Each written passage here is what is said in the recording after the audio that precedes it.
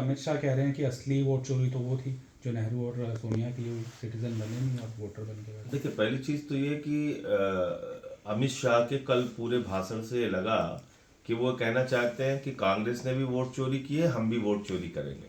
यानी भारतीय जनता पार्टी ने देश के सदन में सीना ठोक के स्वीकार किया कि वोट चोरी करेंगे, क्योंकि पहले भी ऐसा होता रहा है। इसके अलावा तो उनकी बहस का कोई मतलब था नहीं। दूसरी बात, चुनाव आयोग के साथ मिलकर आप ये सारा खेल कर रहे हैं। जिस चुनाव आयोग को एसआईआर करने का कोई अधिकार नहीं, जिस चुनाव आयोग को नागरिकता चेक करने का कोई अधिकार नहीं, आप एक गैर संवैधानिक और चुनाव आयोग को दिए गए अधिकार से बाहर जाके उनसे वो काम करा रहे हैं जिससे आपकी सत्ता का रास्ता मजबूत हो। यही काम भारतीय जनता पार्टी कर रही है और सीना ठोक के कर रही है। इसलिए मुझे लगता है कि सारी विपक्षी पार्टियों को एक बड़ा आंदोलन सड़क पे करना होगा इस एसआईआर के खिलाफ, क्योंकि सदन की लड़ाई ठीक है चल रही है, लेकिन वो रोकने वाले तो है नहीं। उन्होंने बहस करा ली, चर्चा करा ली, गाली गलौज कर लिया, लेकिन वो काम वही करेंगे जो उनको करना है।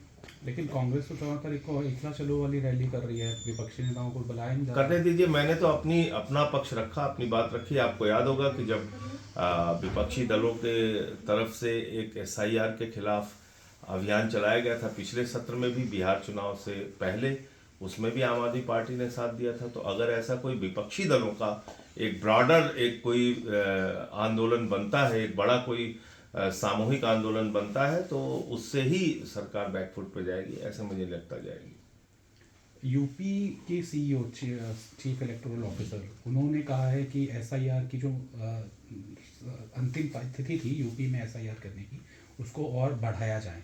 पश्चिम बंगाल में एसआईआर को ऑलरेडी एक्सटेंड कर दिया गया है। देखिए, क्या है कि एक मीटिंग हुई अभी उन्हीं मुख्य निर्वाचन अधिकारी महोदय के साथ, जिसमें हमारी पार्टी के प्रतिनिधि भी गए, राष्ट्रीय दल होने के नाते हमको भी बुलाया गया। तो वहां उन्होंने बताया करीब करीब 18% वोट यूपी में काटे जाएंगे, 3 करोड़ से ज्यादा वोट उत्तर प्रदेश में काटे जाएंगे। फिर क्या चुनाव बचेगा, आप खुद बताइए, अपने आप से सोचिए क्या चुनाव बचेगा। तो यह स्थिति है। मुझे लगता है कि अगर ये एसआईआर जिस रूप में चल रहा है, जिस हड़बड़ी में चल रहा है, जिस तरह से बीएलओ अपनी जान दे रहे हैं, जिस तरह से दबाव उनके ऊपर बनाया जा रहा है वोट चोरी का, मुझे लगता है कि इसके बाद फिर चुनाव का कोई मतलब नहीं बचेगा।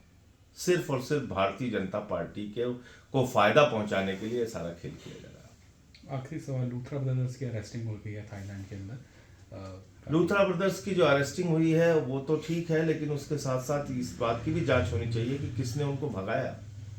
सरकार तो भारतीय जनता पार्टी की है।